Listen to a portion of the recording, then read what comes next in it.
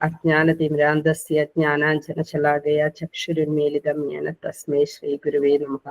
ശ്രീ ചൈതന്യമനോഭീഷ്ണം സ്വാമിനേന ഭൂതലേ സ്വയം രൂപ കഥാമഹ്യം ദദാതി സുഖദാന്തം. ശ്രീഗുരു ശ്രീവിപദരാമനം ശ്രീഗുരു വൈഷ്ണവാം ച ശ്രീരൂപം സാഗ്രജാതം ഭഗവതിഗുണോദ്ധാരിതം തം സജീവം സാദ്വൈതം സാവിദൂതം പരിമന്ധം കൃഷ്ണ ചൈതന്യദേവം ശ്രീരാധാ കൃഷ്ണപാദം പരമലളിതാം ശ്രീ വിശാഖാനിതാം ഷാ. ഹേ കൃഷ്ണ കരുണാ സിന്ധോ ദീനബന്ധോ ജഗത്പതി ഗോപേശ ഗോപികാന്ത രാധാകാന്തമോസ്തുതേ. തപ്ത കാഞ്ചന ഗൗരാംഗി രാധേ വൃന്ദാവനേശ്വരി വൃഷഭാനു ഹൃദയ ദേവി പ്രണമാമി ഹരിപ്രിയ. കൽപദ്രുഭ്യശ്ച സിന്ധുഭ്യേവ ച പതിതാനാം ഭാവനേഭ്യോ വൈഷ്ണവേഭ്യോ നമോ നമഃ. ജയ ശ്രീകൃഷ്ണ ചൈതന്യ പ്രഭു നിത്യാനന്ദ ശ്രീ അദ്വൈത ഗദാധര ശ്രീവാസാദി ഗൗരഭക്തവൃന്ദ. ഹരേ കൃഷ്ണ കൃഷ്ണ കൃഷ്ണ ഹരേ ഹരേ ഹരേ രാമ രാമ രാമ ഹരേ ഹരേ. കൃഷ്ണ ചിപതാകസ്വാമി ആചാര്യപാദായ നിത്യകൃപാപ്രദായ ഗൗരകഥാദാമതായ വിഷ്ണുപതായ കൃഷ്ണ കൃഷ്ണായ ശ്രീമതി ഭക്തി വേദാന്ത സ്വാമി ദിനമോ ശ്രീ സരസ്വതി ദേവി ഗൗരവാണി വിശേഷവാദി പശ്ചാത്യ ദേശായ ശ്രീകൃഷ്ണ. ഹരേ കൃഷ്ണ കൃഷ്ണ കൃഷ്ണ ഹരേ ഹരേ ഹരേ രാമ രാമ രാമ ഹരേ കൃഷ്ണ. ഇന്ന് നമ്മള് വരാഹാവതാരത്തെ കുറിച്ചാണ് പറയാൻ പോകുന്നത്. അപ്പോ എല്ലാവരും കേട്ട കഥ തന്നെയായിരിക്കും. എന്നാലും ഇന്നത്തെ ദിവസത്തിന്റെ പ്രത്യേകത കാരണം നമുക്ക് ഒന്നുകൂടി അവതാരത്തെ കുറിച്ച് ഓർക്കാം. അപ്പം നമുക്കറിയാം ബ്രഹ്മാവ് ഒരുപാട് സൃഷ്ടികളൊക്കെ നടത്തി അല്ലെ. അപ്പൊ ആദ്യം ഉണ്ടായ മക്കള് നാരദരായാലും പിന്നെ സനത്കുമാരന്മാരായാലും അവരൊന്നും പിന്നെ അവരെല്ലാം ഗൃഹസ്ഥരാവാൻ ആഗ്രഹിച്ചില്ല. പിന്നെ ഗൃഹസ്ഥരാവാൻ വേണ്ടിയിട്ട് ആദ്യം വീണ്ടും കുട്ടികൾ ഉണ്ടായി അല്ലെ. ബ്രഹ്മാവ് ഓരോരുത്തരെ സൃഷ്ടിച്ചു. അതിലെ സ്വയംഭൂ മനുവും ശതരൂപയും അദ്ദേഹത്തിന്റെ ഭാര്യയായ ശതരൂപയും ഉണ്ടായി. അപ്പൊ അവരാണ് കൃത്യമായി ബ്രഹ്മാവ് പറഞ്ഞതനുസരിച്ച് ഗൃഹസ്ഥ ജീവിതം നയിക്കാനും പിന്നെ ജനപ്പെരുപ്പം ഉണ്ടാക്കാനും ഒക്കെ സഹായിക്കാനായി സ്വന്തം അച്ഛന്റെ ആജ്ഞ അനുസരിച്ച് നിന്നത്. ഹരേ കൃഷ്ണ. ഹരേ കൃഷ്ണ.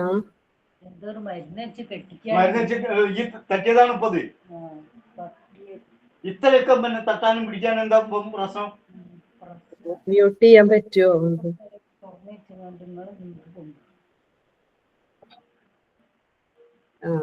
അപ്പോ അവര് പറയുന്ന പോലെ സ്വയംഭൂമനുവും ശതരൂപയും വളരെ സന്തോഷവാന്മാരായി. കാരണം അച്ഛൻ ബ്രഹ്മാവ് ഒരുപാട് അനുഗ്രഹം നൽകി. കാരണം ഇങ്ങനെ ഗൃഹസ്ഥരാവാൻ അവരാണ് സമ്മതിച്ചത്. അപ്പൊ അവര് പറഞ്ഞു അച്ഛന്റെ ആജ്ഞ അനുസരിച്ച് ജീവിക്കാൻ ഞങ്ങൾ തയ്യാറാണ്. അപ്പൊ ബ്രഹ്മാവ് പറയും നിങ്ങളിതുപോലെ നിങ്ങളുടെ സ്വഭാവമുള്ള നല്ല ഭക്തരായ കുട്ടികളെ ഉണ്ടാക്കുകയും പിന്നെ ഭഗവാന്റെ ഇച്ഛയ്ക്കനുസരിച്ച് ജീവിക്കുകയും ചെയ്യണം, ഭക്തിയുത സേവനം ചെയ്യണം എന്നെല്ലാം പറയും. അപ്പൊ അവരവസാനം ചോദിക്കും എല്ലാം ശരി തന്നെ, എല്ലാം പറഞ്ഞതുപോലെ ചെയ്യാം, പക്ഷെ ഞങ്ങൾക്ക് താമസിക്കാനായിട്ട് ഒരു സ്ഥാനം വേണം അല്ലെ. അപ്പൊ അത് എവിടുന്നാണ് കിട്ടുക ചോദിക്കും. അപ്പൊ ശരിക്കും പറയുകയാണെങ്കിൽ ആ സമയത്ത് ഭൂമി അവിടെ ഇല്ല. ഭൂമിയുടെ സ്ഥാനത്ത് നിന്ന് മാറിയിട്ടുണ്ടായിരുന്നു. ഭൂമി യഥാർത്ഥത്തിൽ ഇരിക്കുന്ന സ്ഥാനം ഏതാണോ അവിടെ ഇല്ല. അവിടുന്ന് മാറി നമുക്കറിയാം ഗർഭോദക സമുദ്രം അല്ലെ. ഭഗവാൻ അവിടെയാണുള്ളത്, ഗർഭോദകശായി വിഷ്ണുവായിട്ട്. അപ്പൊ ആ ഗർഭോദക സമുദ്രത്തിന്റെ ആഴത്തിലേക്ക് നിപതിച്ച ഒരു സമയമായിരുന്നു അത്.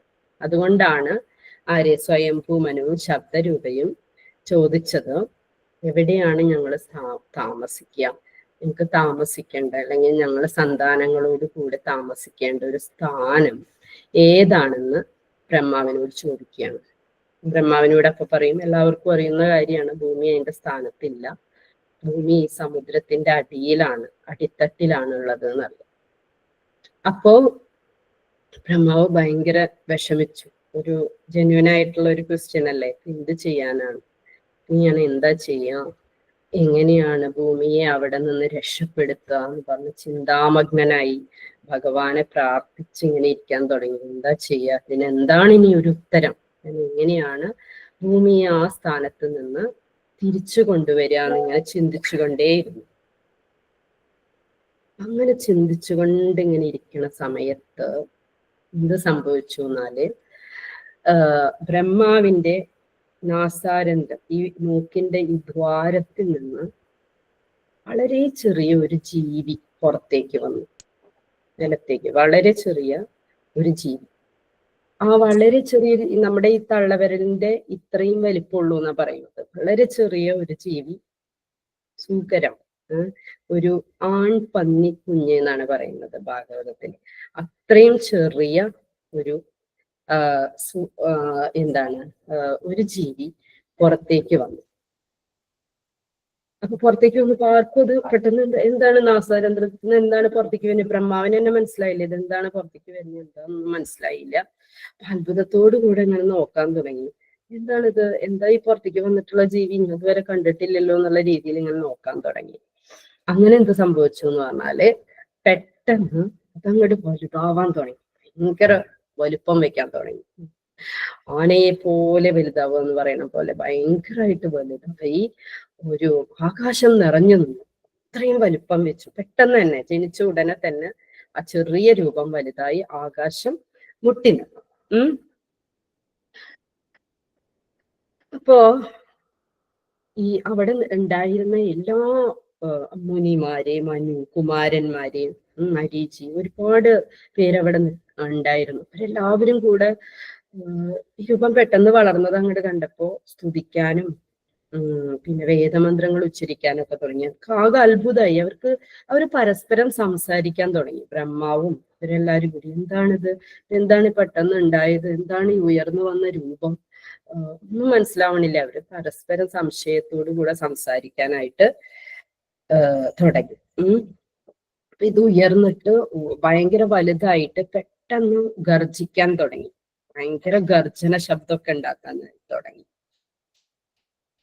അപ്പോ ആ ശബ്ദം പലർക്കും പല വിധത്തിലാണ് ഭഗവാന്റെ ശബ്ദം മനസ്സിലാവുക, അല്ലെ? ഇപ്പൊ ഈ ശബ്ദം ചിലർക്ക് എങ്ങനെയാ മനസ്സിലായി എന്ന് വെച്ച് കഴിഞ്ഞാല്, അതായത് ഭഗവാന്റെ ശത്രുക്കൾക്ക് എങ്ങനെയാണ് മനസ്സിലായത് എന്ന് വെച്ച് കഴിഞ്ഞാൽ, അത് ഭയങ്കര ഘോര ശബ്ദമായിട്ട്, പേടിപ്പെടുത്തുന്ന ഒരു ശബ്ദമായിട്ടാണ് അവർക്ക് മനസ്സിലായത്. പക്ഷേ ഈ ജനതപ സത്യലോകത്തുള്ള ആൾക്കാർക്കൊക്കെ എങ്ങനെ മനസ്സിലായി എന്ന് വെച്ച് കഴിഞ്ഞാൽ, വളരെ കരുണപൂർവവും മംഗളപൂർവമായ ഒരു ശബ്ദമായിട്ടാണ് അവർക്കത്. കരുണ നിറഞ്ഞ ഭയങ്കരം. കാരണം എന്താണ്, ഭക്തന്മാർക്കും അഭക്തന്മാർക്കും പ്രത്യേക തരത്തിലാണ് ഭഗവാന്റെ ശബ്ദവും ഭഗവാന്റെ പ്രവർത്തനങ്ങളും രൂപങ്ങളും ഒക്കെ. അവർക്ക് രണ്ടുപേർക്കും വ്യത്യാസം ഉണ്ടാവും, അത് കാണുന്നതിലും കേൾക്കുന്നതിലും ഒക്കെ. അതുകൊണ്ട് ഭഗവാന്റെ ഭക്തന്മാർക്ക് എന്താ തോന്നിയത്, അത് വളരെ കാരുണ്യപൂർവമുള്ള സർവമംഗളകരമായ ഒരു ശബ്ദമായിട്ടാണ് അവർക്കത് തോന്നിയത്. ജനതപോ സത്യലോകത്തിലുള്ള വലിയ മഹാമുനി, ശ്രേഷ്ഠരായ ഭക്തന്മാരാണല്ലോ ആ മുകളിലുള്ള ലോകങ്ങളിലൊക്കെ ഉണ്ടാവുക. അപ്പൊ അവർക്കൊക്കെ അങ്ങനെ തോന്നി. പക്ഷെ ഭഗവാനോട് എന്താണ് അസൂയയുള്ളവരും ശത്രുക്കളുമായവർക്കൊക്കെ തോന്നിയത് നേരെ തിരിച്ചാണ്. എന്താ വെച്ചാല് അവർക്ക് തോന്നിയത് ഘോര ശബ്ദം, നമ്മളെ വധിക്കാൻ കെൽപ്പുള്ള എന്തോ ഒരു ശബ്ദം എന്നുള്ള രീതിയിലാണ് അവരത് കണ്ടത്. അപ്പൊ എന്ത് ചെയ്തു, ഈ മഹാമുനിമാര് ഏത് ലോകത്തിലൊക്കെ ഉള്ളത്, തപോ സത്യലോകത്തിലുള്ള ശ്രേഷ്ഠരായ ഭക്തന്മാരെല്ലാവരും കൂടി മന്ത്രോച്ചാരണത്തോടു കൂടെ സ്തുതിക്കാൻ തുടങ്ങി. കാരണം എന്താന്ന് വെച്ചാൽ ഈ ശബ്ദം ഭഗവാന്റെ ശബ്ദം തന്നെയാണെന്ന് അവർക്ക്, ഇവര് ഭയങ്കര ബുദ്ധിശാലികളും ഭക്തന്മാരും ആയതുകൊണ്ട് അവർക്ക് മനസ്സിലായി ഇത് ഭഗവാന്റെയാണ്, ഇത് ഭഗവാൻ തന്നെയാണെന്ന് അവർക്ക് മനസ്സിലായി. ഒരു ആനയെ പോലെ എന്താ പറയാ. പിന്നെ പെട്ടെന്ന് എന്താ സംഭവിച്ചതെന്ന് വെച്ച് കഴിഞ്ഞാൽ, ഇത് എന്തുകൊണ്ടാണ് ബ്രഹ്മാവിന്റെ ഈ മൂക്കിന്റെ ഉള്ളിൽ നിന്ന് ഈ രൂപം വന്നത് എന്നുള്ളത് എങ്ങനെയാണ് വളരെ മനോഹരമായിട്ടാണ് ഭാഗവതത്തിൽ അത് വർണ്ണിച്ചിരിക്കുന്നത്. അപ്പൊ ഭഗവാൻ വേദങ്ങളുടെ ശ്വാസമാണ് എന്നാണ് പറയുന്നത്.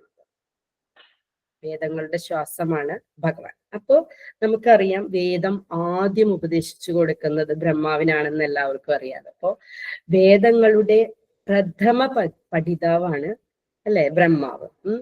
അപ്പൊ പഠിക്കുമ്പോ തന്റെ ഉള്ളിലേക്ക് ഇങ്ങനെ ശ്വാസം വലിച്ചു കയറ്റി, അല്ലെ. ആ വലിച്ചു കയറ്റിയത് എന്താ? വേദത്തിന്റെ ശ്വാസം എന്താന്നാ പറയുന്നത്? ഭഗവാനെയാണ് വലിച്ചു കയറ്റിയത്, അല്ലെ. ആ വലിച്ചു കയറ്റിയ ആ ആ വേദം ഒരു രൂപം, ആ വേദം ഒരു രൂപം കൈക്കൊണ്ട് പുറത്തേക്ക് വന്നതായിട്ടാണ് ഭാഗവതം പറയുന്നത്. ഭഗവാനായിട്ട് ബ്രഹ്മാവിന്റെ മൂക്കിന്റെ നാളത്തിലൂടെ പുറത്തു വന്നു എന്നാണ് ഭാഗവതം പറയുന്നത്. എന്നിട്ട് വന്നതിന് ശേഷം വേദത്തിന്റെ തന്നെ വ്യക്തിരൂപമായിട്ടാണ് വരാഹ അവതാരത്തെ കണക്കാക്കുന്നത്. വന്നിട്ട് പിന്നെ എന്താ ചെയ്തതെന്ന് പറഞ്ഞാൽ ഈ ഗർഭോദക ഗർഭോദക സമുദ്രത്തിലേക്ക് അങ്ങോട്ട് ഊളയിട്ട് ഇറങ്ങാണ്. ഒരു ആന, മതയാന അങ്ങോട്ട് പോവില്ലേ, അതേപോലെ അങ്ങോട്ട് ഇറങ്ങാണ്. ആര്? ഈ വരാഹ രൂപത്തിലുള്ള ഭഗവാൻ ആ സമുദ്രത്തിലേക്ക് അങ്ങോട്ട് ഊളയിട്ട് ഇറങ്ങി. അപ്പൊ ഇറങ്ങുമ്പോ എങ്ങനെയെന്ന് വെച്ച് കഴിഞ്ഞാല് ഭയങ്കര ശക്തനും ഭയങ്കര ഉയരത്തിലൊക്കെയുള്ള ഭീമാകാരമായ ഒരു രൂപല്ലേ. അപ്പൊ ശരിക്കും എന്താ സമുദ്രത്തിന് എന്താ തോന്നുന്നെന്ന് പറഞ്ഞാൽ സമുദ്രത്തിനെ അങ്ങോട്ട് കുത്തിയിട്ട് രണ്ടായിട്ട് പിളർക്കണ പോലെ തോന്നണം സമുദ്രത്തിന്. സമുദ്രത്തിന് ആകെ പേടിയായി. കുറച്ച് മധ്യഭാഗത്തേക്ക് എത്തുമ്പോഴേക്കും ഇങ്ങനെ പിളർന്ന് രണ്ടാക്കുകയാണോ തോന്നി സമുദ്രത്തിന്. സമുദ്രത്തിന്റെ തിരമാലകളെ എന്തിനോടാണ് ഉപമിക്കണമെന്ന് വെച്ചാൽ ഈ തിരമാലകൾ വരുന്നത് സമുദ്രത്തിന്റെ കൈകൾ പോലെ. സമുദ്രം ഇങ്ങനെ കൈകൂപ്പി പ്രാർത്ഥിക്കുകയാണ് ഭഗവാനോട്. ഭഗവാനെ ഞങ്ങളോട് കരുണ തോന്നണേ, ഞങ്ങളെ ഇങ്ങനെ രണ്ടായി പിളർക്കല്ലേ എന്ന് പറഞ്ഞിട്ട് ഭഗവാനോട് അപേക്ഷിക്കുന്നത് പോലെയാണ് തോന്നുന്നത് എന്നാണ് പറയുന്നത്. ഭഗവാൻ അങ്ങോട്ട് കടക്കുമ്പോ, വരാഹാവതാരത്തിൽ കടക്കുമ്പോ രണ്ടായി പിളർക്കല്ലേ എന്ന് പറഞ്ഞിട്ട് തിരമാലകൾ പ്രാർത്ഥിക്കുന്നത് പോലെ തോന്നുന്നു എന്നാണ് ഭാഗവതം മനോഹരമായി വർണ്ണിക്കുന്നത്. അങ്ങനെ ജലത്തിലേക്ക് പ്രവേശിച്ച് ഉള്ളിലേക്ക് കടന്നുപോയി. എന്നിട്ട് അവിടെ അതിന്റെ അടിയിലാണ് എന്തിരിക്കുന്നത്? ഭൂമി ഇരിക്കുന്നത്. അങ്ങനെ അതിന്റെ ഉള്ളിലേക്ക് കടന്ന് ഭൂമിയെ ഇങ്ങനെ, നമുക്കറിയാലോ വരാഹ രൂപത്തിന് ഇങ്ങനെ രണ്ട് നല്ല ഡയമണ്ടിന്റെ പോലെയാണെന്ന് പറയും, നല്ല വജ്രം പോലെ തിളങ്ങുന്ന രണ്ട് കൂപ്പുകളുണ്ട്, തേറ്റകളുണ്ട്. ആ തേറ്റകളെ കൊണ്ട് ഇങ്ങനെ ഭൂമി ഇങ്ങനെ പൊക്കിയെടുത്ത് ഭഗവാൻ ആ ഗർഭോദക സമുദ്രത്തിന്റെ ഉള്ളിൽ നിന്ന് പുറത്തേക്ക് ഇങ്ങനെ കൊണ്ടുവന്നു. അപ്പോ ഇതിൽ വേറൊരു കാര്യം എന്താ പറയുന്നതെന്ന് വെച്ച് കഴിഞ്ഞാൽ, ഭഗവാൻ ഈ സമുദ്രത്തിന്റെ ഉള്ളിലേക്ക് വരാഹാവതാരം കടക്കുന്നതിന് മുന്നേ ഭഗവാൻ എന്താ ചെയ്യുന്നതെന്നറിയോ? ഭഗവാൻ ഏത് രൂപത്തിൽ അവതാരം എടുത്താലും ഭഗവാൻ നല്ല അഭിനയിക്കാൻ അറിയാം. നമുക്കറിയുന്ന കാര്യമാണ്, അഭിനയത്തിൽ ശ്രേഷ്ഠനാണ് എന്നുള്ളത്. അപ്പൊ ഭഗവാൻ നന്നായി അഭിനയിക്കുമല്ലോ. അപ്പൊ ഏത് രൂപമാണോ എടുത്തത് ആ രൂപം, ഇപ്പോ നമുക്കറിയാം ഭഗവാൻ ഏത് രൂപം എടുത്താലും അത് ഭൗതികമല്ല, അല്ലെ. ഇപ്പൊ എടുത്തിട്ടുള്ള രൂപം ഒരു വരാഹത്തിന്റെയാണ്. ഇപ്പൊ നമ്മുടെ ഭൗതിക ലോകത്ത് വരാഹം ഉണ്ട്. അപ്പൊ ആ വരാഹത്തിന് ഇത്രയും വലുതാവാൻ കഴിയും? ഇല്ല. അതിൽ നിന്ന് തന്നെ നമുക്ക് മനസ്സിലാക്കാം ഇത് ഭഗവാനാണ് എന്നുള്ളത്. ആ വരാഹം എത്ര രൂപ ഉണ്ടോ ആ ചെറിയ രൂപത്തിൽ തന്നെ അത് ഇരിക്കുള്ളൂ. പക്ഷെ ഭഗവാന്റെ രൂപം ഭൗതികമല്ലാത്തതിനാലാണ് ഇങ്ങനെ ഭഗവാന് വളരാനും ഒക്കെ കഴിയുന്നു. ഒരിക്കലും ഭഗവാൻ നമ്മുടെ ഈ ഭൂമിയിലേക്ക് അവതരിക്കുമ്പോൾ ഒരിക്കലും നമ്മൾ കരുതരുത് ഭഗവാന്റെ ആ രൂപം ഭൗതികമാണെന്ന്. അല്ല, അത് ആത്മീയമായ രൂപമാണ്. അതുകൊണ്ടാണ് ഭഗവാൻ ഇങ്ങനെ വലുതാവാനും ഇത്തരം അത്ഭുതങ്ങളെല്ലാം ചെയ്യാനും സാധിക്കുന്നത്. മാത്രമല്ല ഭഗവാൻ അതേപോലെ അഭിനയിക്കും. ഇപ്പൊ ഭൗതിക ലോകത്തെ എങ്ങനെയാണോ ഒരു വരാഹമുള്ളത് അതേപോലെ ഭഗവാൻ അത് അഭിനയിച്ച് കാണിക്കും. അപ്പൊ ഭഗവാൻ എന്ത് ചെയ്തു എന്ന് വെച്ച് കഴിഞ്ഞാല്, ഭഗവാൻ ഇതിങ്ങനെ മണം പിടിച്ച് നടക്കുന്നത് പോലെ, സുഖരം ഇങ്ങനെ മണം പിടിച്ച് പന്നിക്കുട്ടികൾ മണം പിടിച്ച് നടക്കുന്നത് പോലെ ഭഗവാൻ ഇങ്ങനെ ഭൂമിയെ മണം പിടിച്ച് ഇങ്ങനെ നടന്നു എന്നാണ് പറയുന്നത്. എന്നിട്ടാണ് സമുദ്രത്തിലേക്ക് എടുത്തു ചാടിയത്. എവിടെയാണ് ഭൂമി ഇരിക്കുന്നത് എന്നുള്ളത് മനസ്സിലാക്കി അതിന്റെ പിന്നാലെ പോയിട്ട് ഭഗവാൻ ഭൂമിയെ രക്ഷപ്പെടുത്തി കൊടുക്കുന്നത്. പിന്നെ ഈ രൂപം എടുക്കുമ്പോഴും നമുക്ക് അറിയാം, നരസിംഹ അവതാരം ഭഗവാൻ എടുത്തു, അല്ലെ. നരസിംഹ അവതാരം ഭഗവാൻ എടുത്താൽ എന്താണ് പ്രത്യേകത? അവിടെയുള്ള എല്ലാ രാക്ഷസന്മാർക്കും അസുരന്മാർക്കും ഒക്കെ പേടി തോന്നി ഭഗവാന്റെ രൂപം കണ്ടപ്പോ. നരസിംഹ രൂപം കണ്ടപ്പോ എല്ലാവരും പേടിച്ചു പോയി. എന്നാലോ ഭഗവാന്റെ ദേഷ്യം അടക്കിയതാരാ? പ്രഹ്ലാദ മഹാരാജ്, അല്ലെ. ഒരു ഭക്തന് ഒരിക്കലും ഭഗവാൻ ഏത് രൂപം എടുത്താലും പേടിയല്ല തോന്നുക എന്നാ പറയണത്. അവർക്ക് അതീന്ദ്രിയമായ ഒരു ആനന്ദമാണ് അത്ര അനുഭവിക്കുക. അതുപോലെ തന്നെ ഈ വരാഹാവതാരം എടുത്തപ്പോ എന്താണ് രാക്ഷസന്മാർക്കും എല്ലാവർക്കും ഭയങ്കര പേടി തോന്നി, കാരണം അവർ അഭക്തരാണ്. പക്ഷേ ഈ ജനതപോലോകത്തിലുള്ള ആളുകൾക്ക് മുഴുവൻ, സത്യലോകത്തിലുള്ളവ ശ്രേഷ്ഠരായ ഭക്തർ ഒരു പേടിയും തോന്നിയില്ല. അവർക്ക് ഭയങ്കര ആനന്ദമാണ് അനുഭവിച്ചത്. ഭഗവാന്റെ രൂപം അത് എന്ത് തന്നെയായാലും ഭഗവാനല്ലേ, അതുകൊണ്ട് ഭയങ്കര ഉന്നതമായ ഒരു ആനന്ദം ലഭിച്ചു എന്നാണ് പറയുന്നത്.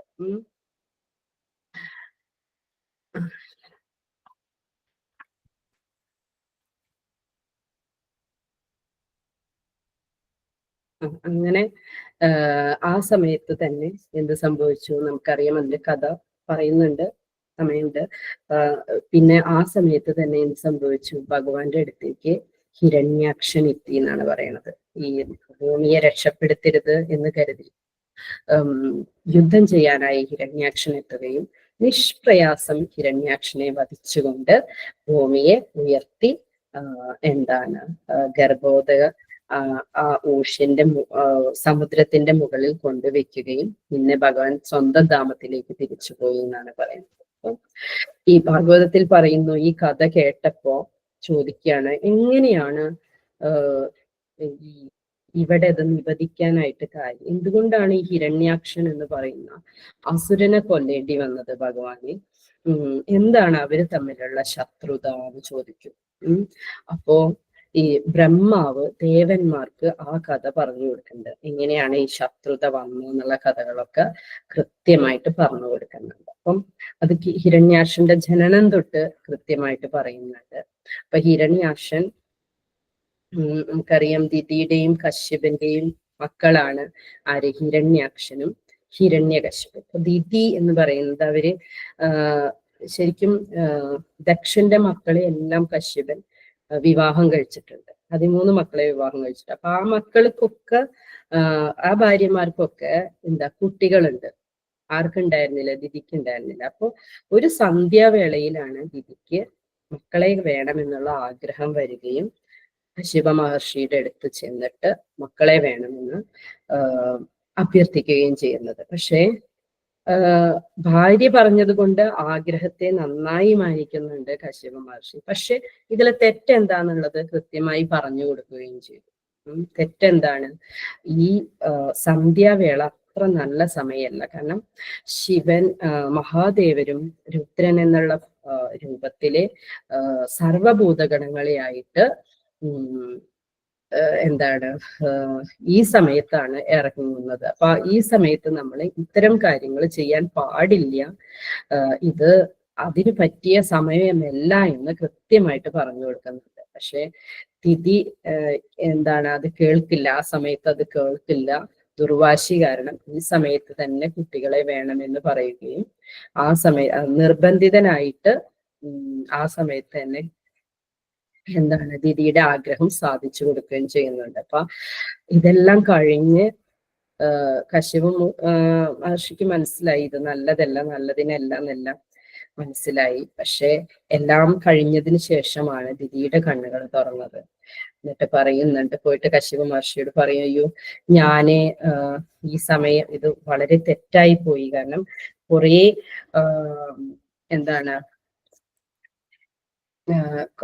കുറെ ആൾക്കാരെ ഞാൻ നിന്ദിച്ചു. ശരിക്കും പറയുകയാണെങ്കിൽ രുദ്രനെ നിന്ദിച്ചു, എൻ്റെ ഭർത്താവിന്റെ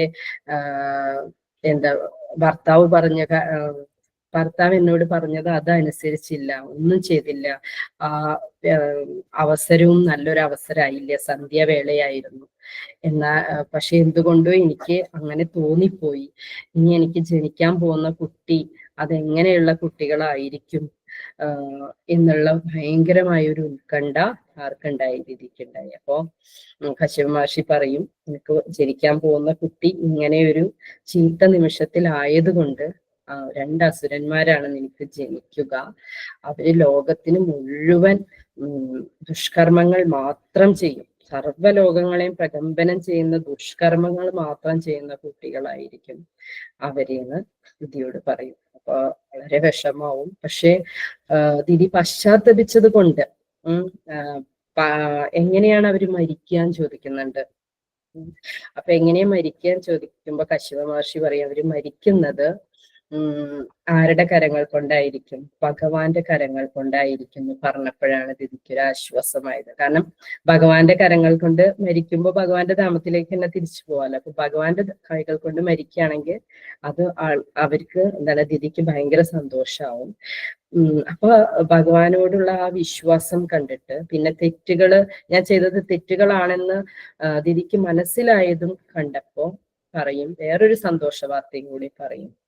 നിന്റെ മകനായ ഹിരണ്യകശിപുവിനെ ജനിക്കാൻ പോകുന്ന കുട്ടി ഒരു വലിയ ഭക്തനായിരിക്കും, പ്രഹ്ലാദൻ എന്നു പേരുള്ള ഒരു വലിയ ഭക്തനാണെന്ന് അങ്ങനെ ദിതിയെ ആശ്വസിപ്പിക്കുന്നുണ്ട്. അപ്പൊ അതിനുശേഷം ഹിരണ്യാക്ഷൻ ജനിക്കുന്നു. ഹിരണ്യാക്ഷനും ഹിരണ്യകശിപുവും ജനിക്കുന്നു. ബ്രഹ്മാവിന്റെ അടുത്ത് പോയി വരമൊക്കെ വാങ്ങി അവര് ഭയങ്കര ഗർവിഷ്ഠരായി മാറും. എല്ലാ സഹായങ്ങളും, ഹിരണ്യകശിപുവിന്റെ ദുഷ്ടത്തരത്തിനുള്ള എല്ലാ സഹായങ്ങളും ഹിരണ്യാക്ഷൻ ചെയ്യുന്നുണ്ട്. പിന്നെ ഹിരണ്യാക്ഷൻ എല്ലാ ദുഷ്ടത്തരത്തിനും ആരെ കൂട്ടുനിൽക്കും? കശിപുവിനെ കൂട്ടുനിൽക്കുകയും ചെയ്യുന്നു. അപ്പൊ ശരിക്കും നമ്മുടെ പ്രപഞ്ചത്തിലെ മെയിൻ ആയിട്ടുള്ള രണ്ട് കാറ്റഗറി എന്ന് പറഞ്ഞാൽ ദേവന്മാരും അസുരന്മാരും. അപ്പൊ ആദ്യമായി ജനിച്ച പ്രഥമ ദേവൻ എന്ന് പറയുന്നത് ബ്രഹ്മദേവനും പ്രഥമ അസുരൻ എന്ന് പറയുന്നത് ഹിരണ്യാക്ഷനുമാണ്. അപ്പോ ശരിക്കും ഈ ഭൂമി ചില പ്രത്യേക അവസ്ഥയില് സാഹചര്യത്തിലാണ് ഭൂമിക്ക് എവിടെ അതിന്റെ ഭ്രമണപഥത്തിൽ ഇങ്ങനെ കറങ്ങാൻ, ഒഴുകി നടക്കാൻ പറ്റുന്നത്. ഒരു പ്രത്യേക സാഹചര്യത്തിൽ, പ്രത്യേക അവസ്ഥയിൽ മാത്രമേ പറ്റുള്ളൂ. ഭാരമില്ലാത്ത പന്തുകളെ പോലെ ഇങ്ങനെ ഒഴുകി നടക്കാനായിട്ട് പറ്റുള്ളൂ. അപ്പൊ ഈ അവസ്ഥയ്ക്ക് കോട്ടം സംഭവിച്ചാൽ എന്ത് ചെയ്യും? ഭൂമി നേരെ അതിന്റെ ഭ്രമണപഥത്തിൽ നിന്ന് നമ്മുടെ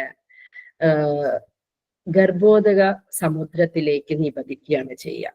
അതിന് കോട്ടം സംഭവിക്കില്ല. ഇപ്പം നമുക്കറിയാം, ഇപ്പൊ നമ്മൾ ഏകദേശം നമ്മുടെ നൂതന സംസ്കാരം കൊണ്ട് ഏകദേശം കോട്ടം സംഭവിച്ച് നമുക്ക് തോന്നാം ഗർഭോദക സമുദ്രത്തിലേക്ക് വീഴാനുള്ള സമയമായിട്ടുണ്ടെന്ന്. കാരണം അതിന്റെ എണ്ണകളൊക്കെ ഊറ്റി കുടിച്ച് അതിന്റെ ആ അവസ്ഥയ്ക്ക് കോട്ടം വന്നുകൊണ്ടിരിക്കുകയാണ്. അതിന് ഭ്രമണം ചെയ്യാൻ പറ്റാത്തൊരവസ്ഥയിലേക്ക് കൊണ്ടെത്തിച്ചുകൊണ്ടിരിക്കുകയാണ് ഇപ്പത്തെ നമ്മുടെ ശാസ്ത്രം.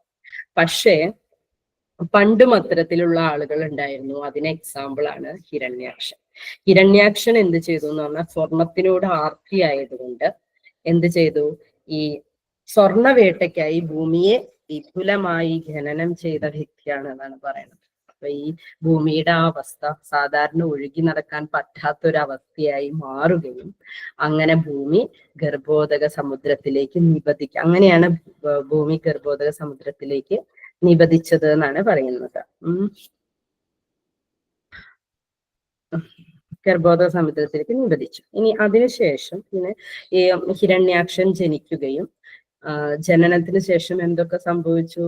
എല്ലാ ദുഷ്ടത്തരങ്ങളും ചെയ്തു. എന്നിട്ട് ഒരിക്കൽ അഹങ്കാരം മൂത്ത് എല്ലാവരെയും കൊന്നൊടുക്കിയും സന്യാസിമാർക്ക് പൂജ ചെയ്യാനോ മഹാമുനിമാർക്ക് പൂജ ചെയ്യാനോ ഒന്നും സമ്മതിക്കാതെ, യജ്ഞങ്ങളൊന്നും ചെയ്യാൻ സമ്മതിക്കാതെ അവസാനം ഇങ്ങനെ ഒരു മദയാനയെ പോലെ, മദ ഇളകിയ ആനയുടെ പോലെ എങ്ങോട്ട് ചാടി? നമ്മുടെ സമുദ്രത്തിലേക്ക്.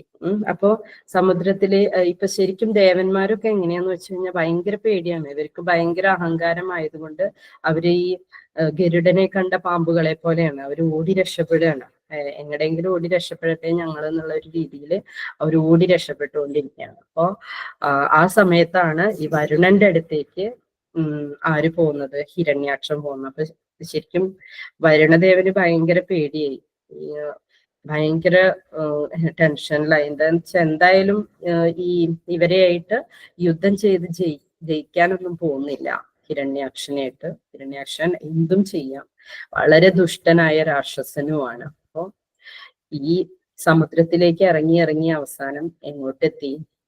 വരുണന്റെ ഒരു വസതിയായ വിഭാവരി എന്ന് പറഞ്ഞ വസതിയിലേക്ക് എത്തി. എന്നിട്ട് അവിടെ എത്തിയിട്ട് ചോദിക്കുകയാണ്,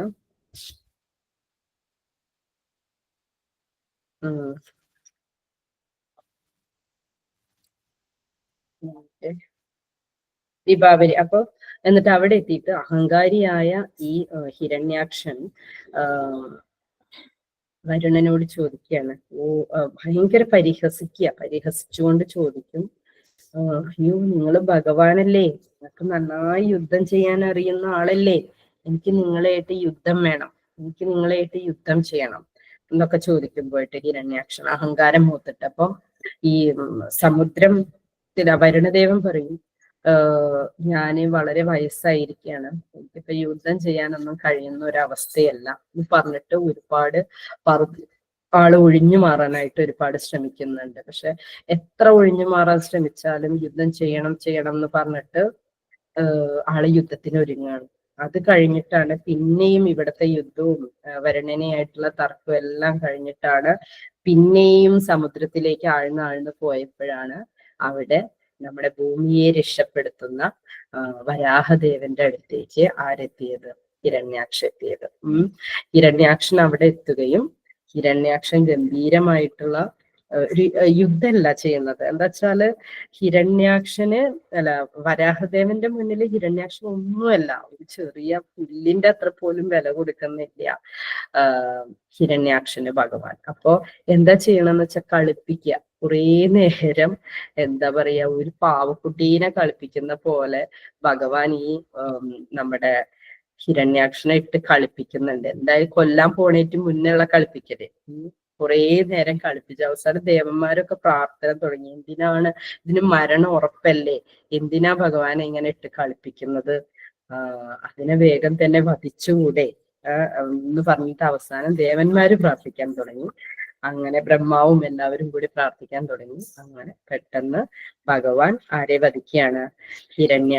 ഹിരണ്യാക്ഷനെ വധിക്കുകയാണ്. അപ്പൊ ഈ ഹിരണ്യാക്ഷനെ വധിച്ച ഭാഗം എങ്ങനെയാ പറയണെന്ന് വെച്ച് കഴിഞ്ഞാല്, ഈ നമുക്കറിയാലോ ആനകൾ എങ്ങനെയാണ്, ആനകൾക്ക് മണ്ണിൽ കളിക്കാൻ നല്ല ഇഷ്ടമാണ്. അപ്പൊ ആനകൾ മണ്ണിൽ കളിച്ചു കഴിഞ്ഞാൽ മേത്തൊക്കെ ഇങ്ങനെ മണ്ണിന്റെ പൊടി നിറയെ ഇങ്ങനെ ചുവന്നിരിക്കുമല്ലേ, മണ്ണിന്റെ പൊടിയായിട്ട്. അപ്പൊ അതേപോലെ ആയിരുന്നത് വരാഹദേവൻ ഹിരണ്യാക്ഷനെ വധിച്ചത്. ഹിരണ്യാക്ഷനെ വധിച്ചു കഴിഞ്ഞിട്ട് മുഖത്ത് മുഴുവൻ ചോരയായത് എങ്ങനെയാണ്, രക്തം ഇങ്ങനെ പുരണ്ടിട്ടിരിക്കുന്നത് എന്തിനോടാ വർണ്ണിക്കണമെന്ന ഒരു ആന മണ്ണിൽ കളിച്ചിട്ട് എങ്ങനെയാണോ ചുവന്ന പൊടി മുഖത്ത് ഇങ്ങനെ പറ്റിപ്പിടിച്ചിരിക്കുന്നത്, അതുപോലെയാണ് ഭഗവാന്റെ മുഖം അപ്പം ഉണ്ടായിരുന്നത്. പിന്നെ അത് കഴിഞ്ഞിട്ട് ഭൂമിനെ ഉയർത്തുന്നത് അതിമനോഹരമായിട്ടാണ് വർണ്ണിക്കുന്നത്. അപ്പൊ ഈ ഭൂമിനെ ഉയർത്തുമ്പം ശരിക്കും എങ്ങനെ തോന്നുന്നത്, ആ ഉയർത്തിക്കഴിഞ്ഞ സമയത്ത് പെട്ടെന്ന് ഭഗവാൻ നീല നിറത്തിലായി. ഭഗവാന്റെ ആ കാർമേഘത്തിന്റെ വർണ്ണം വളരെ മനോഹരമായിട്ട് നിറയെ ഇലകളുള്ള ഒരു താമരപ്പൂ പിടിച്ച് ഭഗവാൻ നിൽക്കുന്നത് പോലെയാണ് ശരിക്കും ഭൂമിനെ അങ്ങോട്ട് ഉയർത്തി വരുന്നത്. മാത്രമല്ല ഫുൾ കാർമേഘ വർണ്ണമായി മാറി. വരാഹത്തിന്റെ രൂപം തന്നെ കാർമേഘത്തിന്റെ വർണ്ണമായി മാറി എന്നാണ് പറയുന്നത്. അപ്പൊ എല്ലാവർക്കും പൂർണ്ണ വിശ്വാസമായി നിൽക്കുന്നത് ഭഗവാൻ തന്നെയാണെന്ന് പൂർണ്ണ വിശ്വാസമാവുകയും ഭഗവാനെ സ്തുതിക്കുകയും ചെയ്തു എന്നാണ് പറയണത്.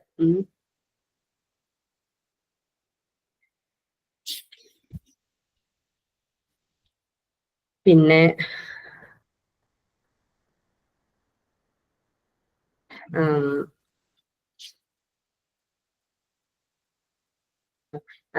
ഭഗവാന്റെ ശരീരത്തെ വർണ്ണിക്കുന്നത് തമാല വൃക്ഷത്തിനോടാണ്. തമാല വൃക്ഷം നീല കളറാണ് എന്നാണ് പറയുന്നത്. അതേപോലെ ഒരു നീല കളറായി മാറി ആ സമയത്ത് ഭഗവാൻ. മാത്രമല്ല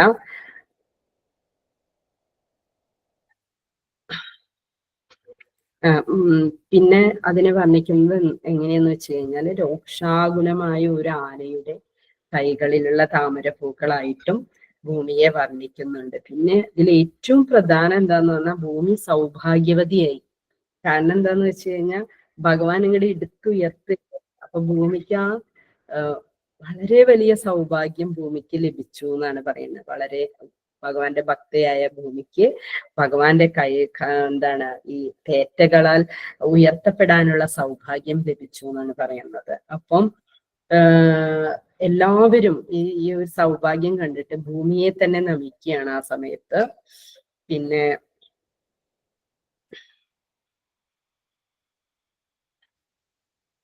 ഭൂമിയെ ഇങ്ങനെ ഉയർന്നു വരുന്ന സമയത്ത് ഭൂമിയെ ഭൂമാതാവിനെ ഭഗവാന്റെ പത്നിയായും ഭഗവാനെ എന്താണ് ഭൂമിയുടെ ഭർത്താവായുമാണ് വർണ്ണിക്കുന്നത്.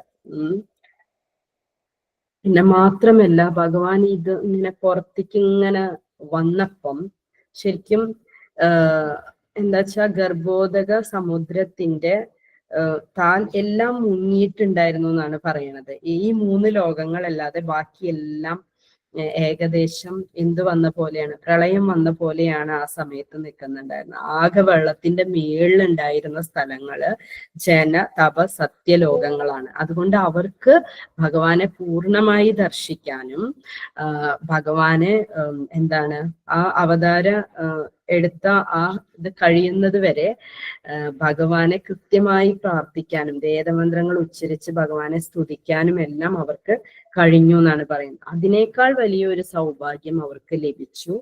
അതെന്താന്ന് വെച്ച് കഴിഞ്ഞാല് ഭഗവാൻ അങ്ങോട്ട് ഈ വെള്ളത്തിൽ നിന്ന് അങ്ങോട്ട് പുറത്തേക്ക് ഉയർന്നു വന്നപ്പോ ഭഗവാൻ ശരീരം അങ്ങോട്ട് കുടഞ്ഞു.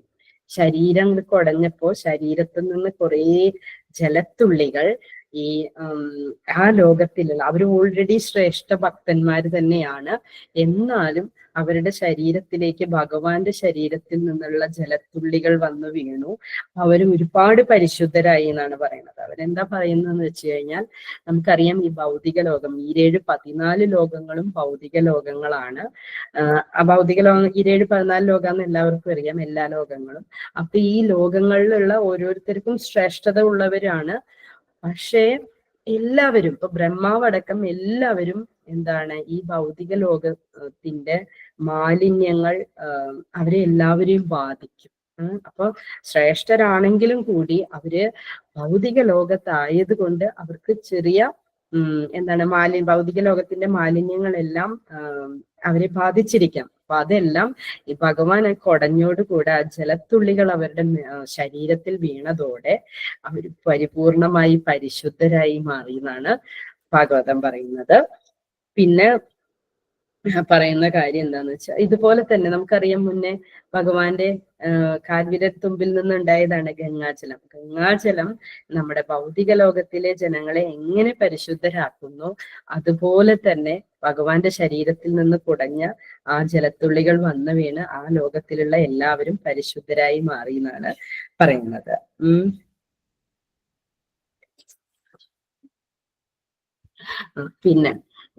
പിന്നെ ഏറ്റവും പ്രധാനമായിട്ട് പറയുന്നത് എന്താന്ന് വെച്ച് കഴിഞ്ഞാല് ഇവിടെ പല ആൾക്കാരും ബുദ്ധി ഉപയോഗിച്ച് ഈ അവതാര ലീലകളെയൊക്കെ മനസ്സിലാക്കാനായിട്ട് ശ്രമിക്കും, സ്വന്തം ബുദ്ധി ഉപയോഗിച്ച്.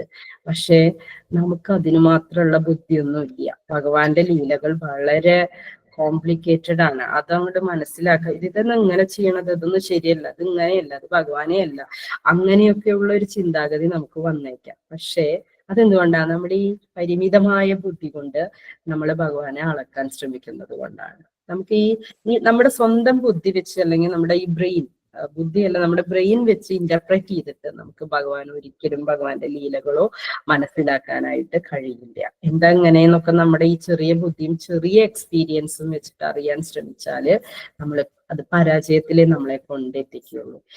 അപ്പോ എങ്ങനെയാണ് നമ്മൾ പരിശുദ്ധമായ ഭക്തിയുത സേവനം ചെയ്യുമ്പോൾ എങ്ങനെയാണ് ഭഗവാൻ ബ്രഹ്മാവിന് വേദങ്ങൾ പറഞ്ഞു കൊടുത്തത്? ബ്രെയിനിലൂടെ ഇന്റർപ്രറ്റ് ചെയ്തിട്ടല്ല, ഹൃദയത്തിൽ നിന്ന് ഹൃദയത്തിലേക്കാണ് അത് പകർന്നു കൊടുത്തത്. അതുപോലെ തന്നെയാണ് ഭക്തന്മാർക്കും ഭഗവാൻ ജ്ഞാനം നൽകുന്നത്. നമ്മൾ ഒരുപാട് അജ്ഞാനത്തിൽ അകപ്പെട്ടവരാണ്. അതുകൊണ്ട് ഈ അജ്ഞാനവും പിന്നെ അനാവശ്യമായ കുറേ ചിന്തകളും അനാവശ്യമായ കുറേ കാര്യങ്ങളും ഈ ഭൗതിക ലോകത്തു നിന്നും നമുക്ക് കിട്ടുന്നത് കൊണ്ട് അത് വെച്ച് ഭഗവാനെ നമുക്ക് ഒരിക്കലും ഇന്റർപ്രറ്റ് ചെയ്യാനായിട്ട് കഴിയില്ല. പക്ഷേ നേരെ തിരിച്ച് ഇതെല്ലാം കാണുമ്പോൾ നമ്മൾ മനസ്സിലാക്കണം, ഭഗവാൻ ഒരുപാട് നമ്മളെക്കാൾ ഒരുപാട് ഉയരെയാണ്. ഭഗവാന് ചെയ്യാൻ സാധിക്കാത്തത് ഒന്നുമില്ല എന്നുള്ള പൂർണ്ണ വിശ്വാസം നമുക്ക് വന്നാൽ പൂർണ്ണമായി ഭഗവാനിൽ സറണ്ടർ ചെയ്തുകൊണ്ട് നമ്മൾ ഭഗവാനെ സേവിക്കാനായിട്ട് തുടങ്ങും, ഭക്തിയുത സേവനം ചെയ്യാനായിട്ട് തുടങ്ങും. പരിശുദ്ധമായ ഭക്തിയുത സേവനം അത് വിശ്വാസമുള്ള ഒരാൾക്ക് മാത്രമേ പറ്റുള്ളൂ. അതായത് പകുതി, അത് 2 തോണിയിൽ കാലിടുക എന്ന് പറയില്ലേ, എന്നുള്ള ഒരു ചിന്തയിൽ നമ്മൾ അത് ചെയ്യാൻ തുടങ്ങിക്കഴിഞ്ഞാൽ നമുക്ക് ഒരിക്കലും ആ ഒരു പരിശുദ്ധമായ ഭക്തിയുത സേവനം ചെയ്യാനായിട്ട് കഴിയില്ല. പക്ഷെ പരിശുദ്ധമായ ഭക്തിയുത സേവനം നമ്മൾ ചെയ്യാൻ തുടങ്ങിക്കഴിഞ്ഞാൽ ജ്ഞാനദീപം അല്ലെ, നമ്മുടെ ഹൃദയത്തിൽ ജ്ഞാനദീപം ഭഗവാൻ തന്നെ തെളിയിക്കും. അങ്ങനെ തെളിയിച്ചിട്ട് എന്ത് ചെയ്യും, നമ്മുടെ എല്ലാ അന്ധകാരം എന്ന് പറഞ്ഞാൽ എന്താണ്, അജ്ഞതകളും ഭഗവാൻ മെല്ലെ നീക്കി ഭഗവാനിലേക്ക് നമ്മളെ തിരിക്കും. അല്ലാതെ ഒരു അവതാരങ്ങളും, പല അവതാരങ്ങളും എടുത്തപ്പോ ഹയഗ്രീവ അവതാരം ഉണ്ട് ഭഗവാന്റെ, നമുക്കറിയാം. ഹയഗ്രീവ അവതാരം ഇങ്ങനെ തന്നെയാണ് വേദങ്ങളെ സംരക്ഷിച്ച് തിരിച്ചു നൽകാൻ വേണ്ടിയിട്ടുണ്ടായ ഭഗവാന്റെ ഒരു അവതാരമാണ് ഹയഗ്രീവ അവതാരം. അതും വേദങ്ങൾ തന്നെയാണ്, വേദങ്ങളുടെ രൂപമാണ് ഭഗവാൻ തന്നെ ആ ഹയഗ്രീവ അവതാരം തന്നെയാണ് പറയുന്നത്. അപ്പൊ നമ്മൾ സംശയം തോന്നി, എന്താ രണ്ട് വേദങ്ങളുടെ ഇതെങ്ങനെയാവും, അങ്ങനെ ഒരുപാട് സംശയങ്ങൾ നമുക്ക് വരാം. ഈ സംശയങ്ങൾക്കൊന്നും യാതൊരു ആധാരവും ഇല്ല. നമ്മള് സംശയിച്ചും നമ്മുടെ കുഞ്ഞ ബ്രെയിൻ കൊണ്ട് ഭഗവാനെ അങ്ങനെ ഇന്റർപ്രറ്റ് ചെയ്യാൻ ശ്രമിച്ചിട്ടും യാതൊരു കാര്യമില്ല. അതിന് പകരം നമ്മൾ എന്താണ് ചെയ്യേണ്ടതെന്ന് വെച്ചാൽ സദാസമയം ഈ സംശയങ്ങളിൽ നിന്ന് നിവാരണം നേടാൻ വേണ്ടി ഭഗവാനെ തന്നെ പ്രാർത്ഥിക്കുക ചെയ്യണം. ഭഗവാൻ മാത്രമേ നമുക്ക് ജ്ഞാനം തരുള്ളൂ. ബ്രഹ്മാവിന് അങ്ങനെ തന്നെയല്ലേ ജ്ഞാനം കൊടുത്തത്. ബ്രഹ്മാവ് ജനിച്ചു ഒന്നും അറിയില്ല, എന്താ ചെയ്യേണ്ടതെന്ന് അറിയാത്തപ്പോ ഭഗവാനെ പ്രാർത്ഥിച്ച് ധ്യാനിച്ചിരുന്നപ്പോൾ സർവജ്ഞാനങ്ങളും ഭഗവാൻ ബ്രഹ്മാവിന് കൊടുക്കുന്നു. ഹൃദയത്തിൽ നിന്ന് ഹൃദയത്തിലേക്കാണ് അത് കൊടുത്തത്. അതുപോലെ തന്നെ നമുക്കറിയാം, ഈ ഭൗതിക ലോകം സൃഷ്ടിച്ചതിന് ശേഷം ഈ ഭൗതിക ലോകത്തിലുള്ള എല്ലാ പദാർത്ഥങ്ങളും ജഡപദാർത്ഥങ്ങളാണ് അല്ലെ, എല്ലാ പദാർത്ഥങ്ങളും ജഡപദാർത്ഥങ്ങളാണ്.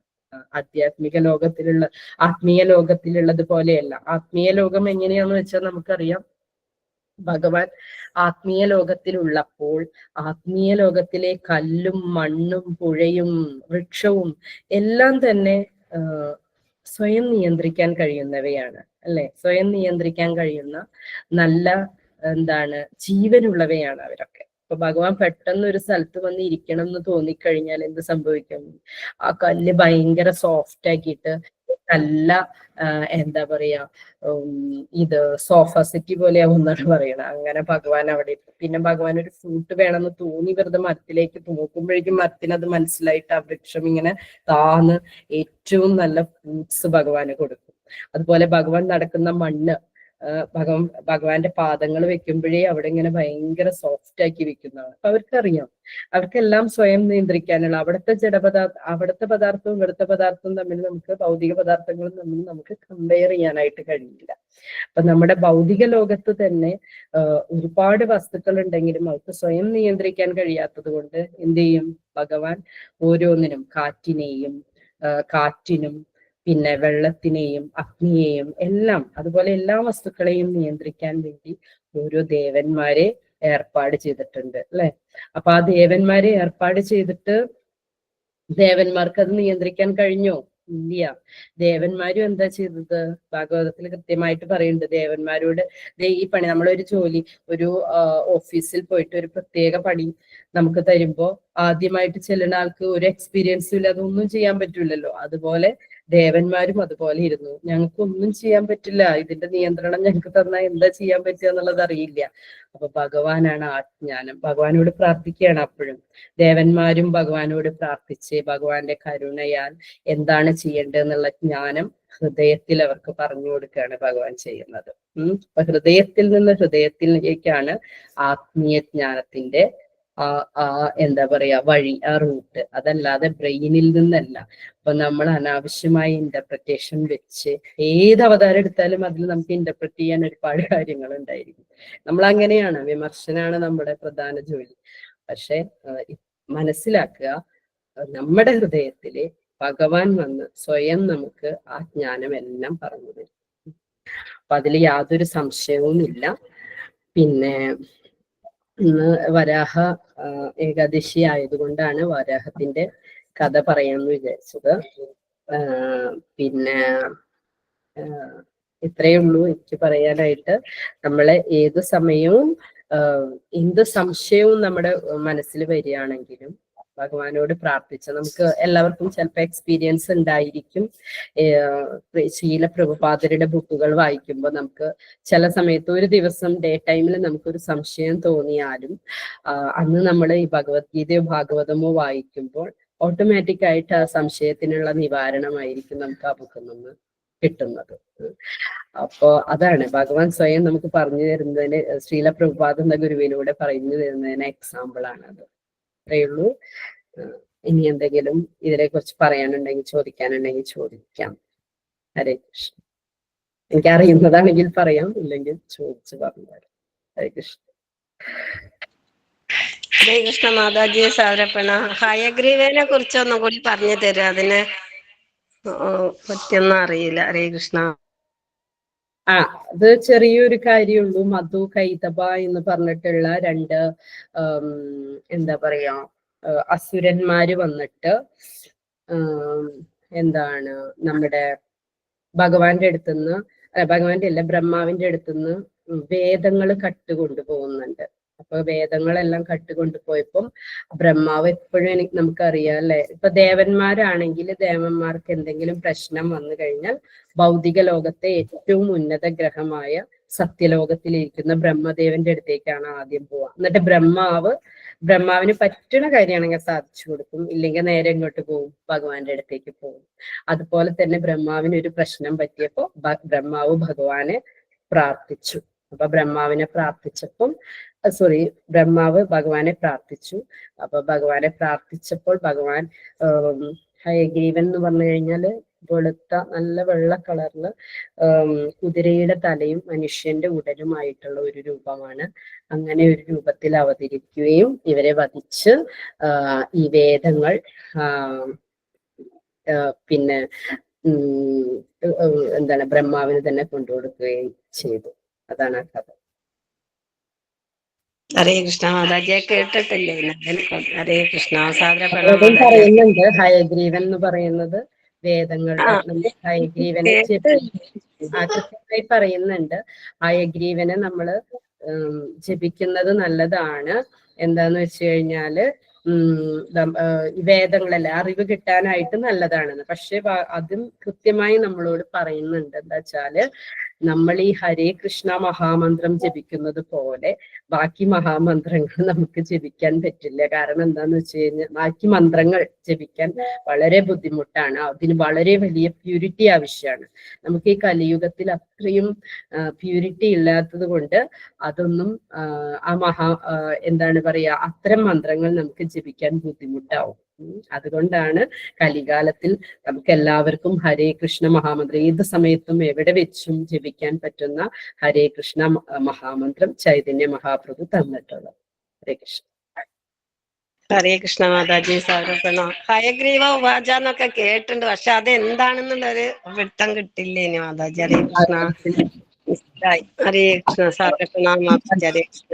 മാതാജി ഹരേ കൃഷ്ണ.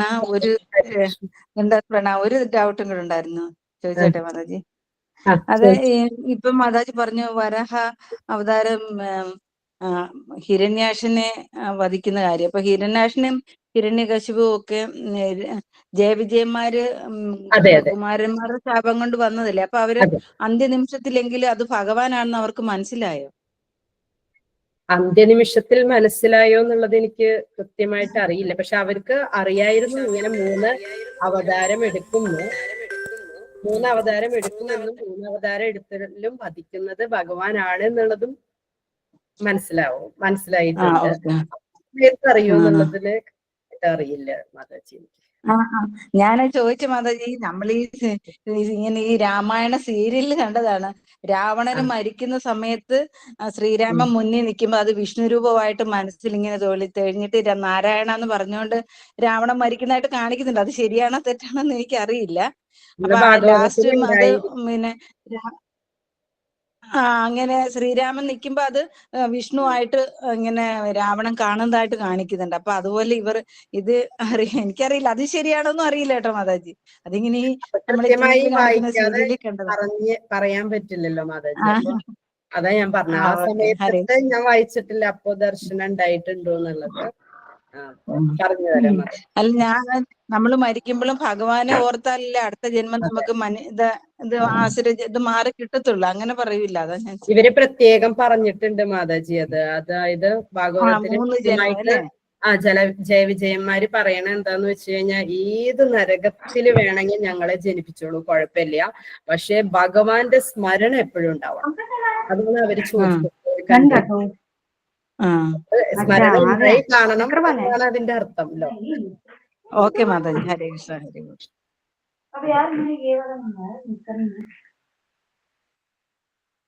ഹരേ കൃഷ്ണ.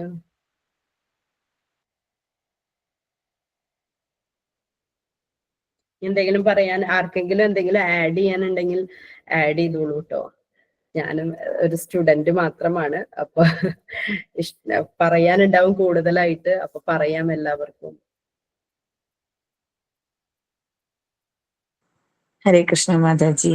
ഹരേ കൃഷ്ണ മാതാജി, വേദങ്ങൾ ഭഗവാന്റെ നിശ്വാസങ്ങൾ എന്നല്ലേ?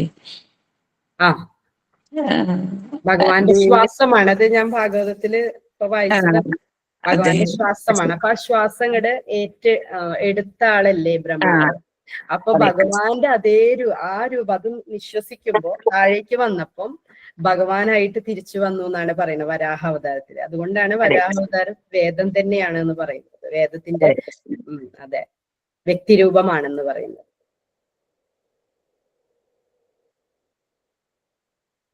നിശ്വാസത്തിലൂടെ തന്നെയാണ് വന്നത് മാതാജി. അതെ അതെ, പക്ഷെ വേദങ്ങൾ ഭഗവാൻ നിശ്വാസം മാതാജി പറഞ്ഞപ്പോഴേ വേദങ്ങളുടെ ശ്വാസം ഭഗവാൻ വേദങ്ങളുടെ ശ്വാസം അങ്ങനെ എഴുതിയിട്ടുണ്ട്.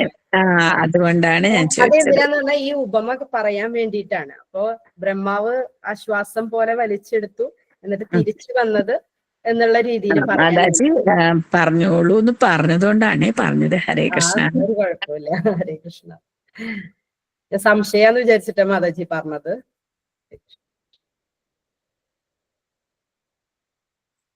ഹരേ കൃഷ്ണ മാതാജി, ക്ലാസ് യൂട്യൂബിൽ കിട്ടും ഒന്നും കൂടി കേൾക്കാന്? ഹരേ കൃഷ്ണ.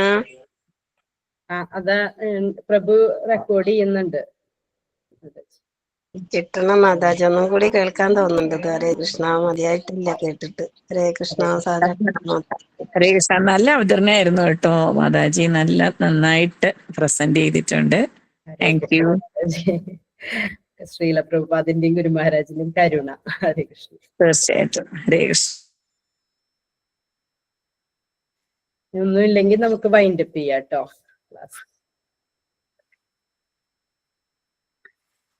ഏറ്റവും പ്രധാനമായി മഹാമന്ത്രത്തിന്റെ എന്താ പറയാ ആ പ്രാധാന്യം തന്നെയാണ് എല്ലാവരും മനസ്സിലാക്കേണ്ടത് ഇതിൽ നിന്ന്.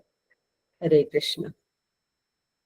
ഹരേ കൃഷ്ണ. നല്ല മഹാമന്ത്രം തന്നെ. മഹാമന്ത്രം എന്ന് വെച്ചാല് ലോകത്തില് വേറെ ഒരു മന്ത്രം ഇല്ലാത്ത അത്രയും അവതാരം എടുത്തപ്പോഴും പറഞ്ഞില്ലേ, സത്യ തപോ ജന ലോകത്തുള്ള എല്ലാവരും ഭഗവാനെ ഇങ്ങനെ സ്തുതിച്ചു പാടുകയായിരുന്നു. മഹാമന്ത്രം ഇങ്ങനെ ഓരോ മന്ത്രങ്ങളായിട്ട് ഉച്ചരിക്കുകയായിരുന്നു. അപ്പൊ ഭഗവാൻ അതിൽ വളരെ സംതൃപ്തനായി എന്ന് പ്രത്യേകം എഴുതിയിട്ടുണ്ട്. അതുകൊണ്ടാണ് ഭക്തർക്ക് എന്താണ്, ഭഗവാന്റെ ഇത്രയും ഭീമാകാരമായ രൂപമാണെങ്കിലും ഭഗവാനെ കണ്ടിട്ട് ഒരു പേടിയും തോന്നണില്ല, യാതൊരു പേടിയും തോന്നണില്ല. അവർക്ക് തോന്നുന്നത് എന്താന്ന് വെച്ചാൽ അതീന്ദ്രിയമായ ആനന്ദാണ് തോന്നുന്നത്. ഒന്ന് ചിന്തിച്ചു നോക്കൂ. പക്ഷെ ഭഗവാന്റെ ശത്രുക്കൾക്ക് തോന്നുന്നതോ ഭയാനകം. ആ രൂപം കാണുമ്പോ ഭയാനകമായിട്ടാണ് തോന്നുന്നത്. ഹരേ കൃഷ്ണ. നല്ല സന്തോഷം ഉണ്ടല്ലോ മാതാജി, ഓരോ വേഷത്തിൽ ഇങ്ങനെ വരുമ്പോ ആ ഒരു അവസ്ഥ ചിന്തിക്കുമ്പോ. ഹരേ കൃഷ്ണ. ഏതവസ്ഥയിലും നമ്മളെടുത്ത് വരും, എങ്ങനെ വേണമെങ്കിൽ രക്ഷിക്കാന്നുള്ള മനസ്സിലായില്ല. ഹരേ കൃഷ്ണ. ഹരിബോൽ. ഭക്തന്മാരെ രക്ഷിക്കാൻ ഏത് രൂപത്തിൽ വേണമെങ്കിലും ഭഗവാൻ എത്തും. നാളെ രാഘവ പ്രഭുവിന്റെ ക്ലാസ്സിൽ കേട്ടൊരു സമയമുണ്ടോ? രാഘവ പ്രഭു പറഞ്ഞ കാര്യമാണ്. മാതാജി കേട്ടിട്ടുണ്ടോന്ന് എനിക്കറിയില്ല. കഴിഞ്ഞ ക്ലാസ്സിൽ ഇതുപോലെ മഹാമന്ത്രം ഒരു കുട്ടിയുടെ കഥ കേട്ടിട്ടുണ്ട്. വത്സല മാതാജി കേട്ടിട്ടുണ്ടായിരിക്കും ചിലപ്പം. ഒരു കുട്ടി അവരുടെ മുത്തശ്ശി ഇതുപോലെ ജപിക്കാനായിട്ട് കുട്ടിയോട് പറഞ്ഞ്, മുത്തശ്ശി കുട്ടീനെ ജപിപ്പിക്കുമായിരുന്നു. അമ്മയ്ക്ക് അത്ര ഇഷ്ടമൊന്നും ഉണ്ടായിരുന്നില്ല, ഇത്തിരി മോഡേൺ ആയിട്ടുള്ള അമ്മയായിരുന്നു അത്ര. അങ്ങനെ മഹാമന്ത്രം ജപിച്ച് ഈ കുട്ടിക്ക് അത് യൂസ്ഡ് ആയി. എന്നിട്ട് ഒരിക്കൽ ഈ കുട്ടി പഠിപ്പൊക്കെ വലിയ കുട്ടിയായിട്ട് പുറത്ത് പഠിക്കാനായിട്ട് പോയ സമയത്ത് ഒരിക്കൽ ഇതുപോലെ കുട്ടികളെല്ലാവരും കൂടി പുറത്തു പോകുന്ന സമയത്ത് കുട്ടീനെ വിളിച്ചപ്പോ കുട്ടി പോയില്ല. ബാക്കി കുട്ടികളെല്ലാവരും കൂടിയിട്ട് പുറത്തേക്ക് പോയി എന്നാണ് പറയുന്നത്. പക്ഷെ അന്ന് പുറത്തേക്ക് പോയപ്പോ ആ കുട്ടികൾക്ക് ഒരു 2 പെൺകുട്ടികളായിരുന്നു. ഭയങ്കര അപകടം സംഭവിച്ചു. കുറെ ആൾക്കാർ കൂടി ഉപദ്രവിച്ചു, പീഡിപ്പിച്ചു. അവര് ഭയങ്കര പ്രശ്നമായി. പക്ഷെ പിറ്റേ ദിവസം ഈ 2 കുട്ടികൾ നടന്നുപോയ അതേ സ്ഥലത്ത്, ആ ഒരു ബീച്ച് പോലുള്ള സ്ഥലമാണ്, അതേ സ്ഥലത്ത് കൂടെയാണ് ഈ കുട്ടി ഞാൻ ഇന്ന് വരുന്നില്ല എന്ന് പറഞ്ഞിട്ട് ഹോസ്റ്റലിലേക്ക് തിരിച്ചു നടന്നു പോയത്.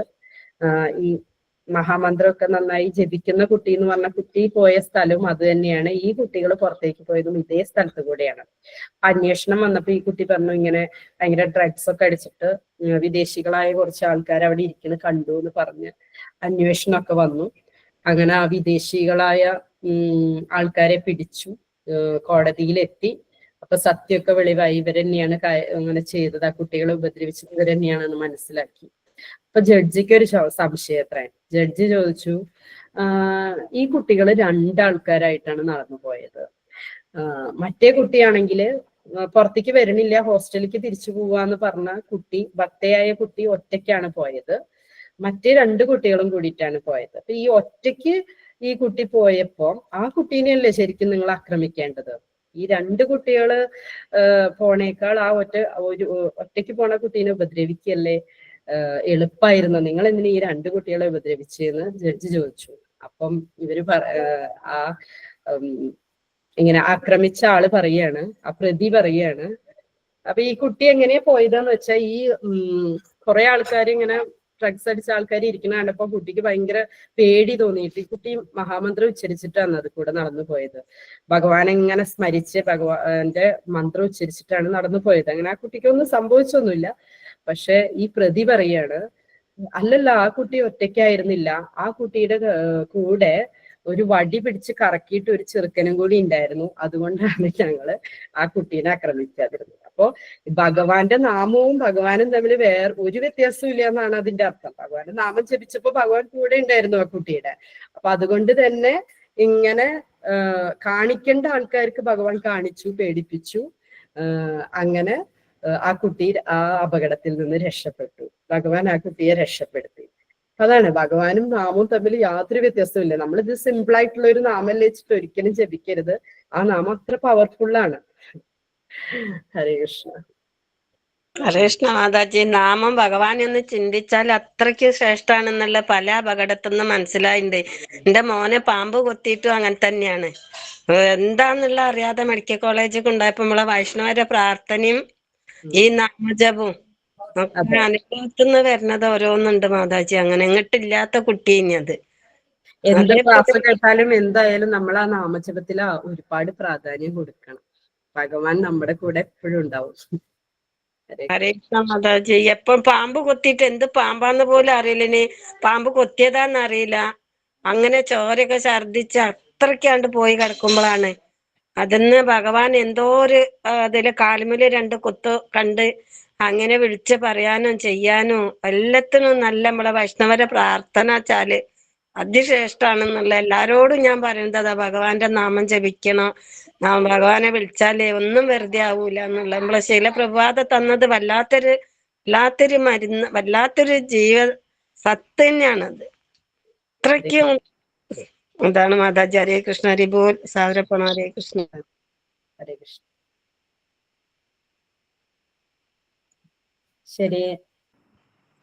ഹരേ കൃഷ്ണ മാതാജി. ഹരേ കൃഷ്ണ മാതാജി. രമ മാതാജി. ഹരേ കൃഷ്ണ. ഒരുപാട് സന്തോഷമായി മാതാജി. സത്യത്തില് മാതാജി ക്ലാസ് എടുക്കുന്ന കേട്ടിട്ടുണ്ടെങ്കിൽ ഇതുവരെ ഒറ്റ ക്ലാസ് മാതാജിയുടെ കേട്ടിട്ടുണ്ടായിരുന്നില്ല. അത് ഇന്നലെ നമ്മൾ കണ്ടു. ഇന്ന് സത്യത്തില് കേട്ടപ്പോ ഒരുപാട് വരാഹാവതാരത്തിനെ കുറിച്ച് കേട്ടിട്ടുണ്ടെങ്കിൽ ഇത്ര ഡീറ്റെയിൽ ആയിട്ട് കേട്ടിട്ടുണ്ടായിരുന്നില്ല. മാതാജി വളരെ നന്നായിട്ട് നല്ല ഡീറ്റെയിൽ ആയിട്ട് പറഞ്ഞു തന്നു. ഒരുപാട് സന്തോഷം. തീരെ അറിയാത്തവർക്ക് നന്നായി മനസ്സിലാവുന്ന രീതിയിൽ തന്നെ പറഞ്ഞു തന്നിട്ട് ഒരുപാട് സന്തോഷമുണ്ട്. ഹരേ കൃഷ്ണ. ഹരേ അത് കൃഷ്ണ. പറയാതെ വയ്യ മാതാജി. ഹരേ കൃഷ്ണ. ഹരേ ഹരേ കൃഷ്ണ മാതാജി. കൃഷ്ണ.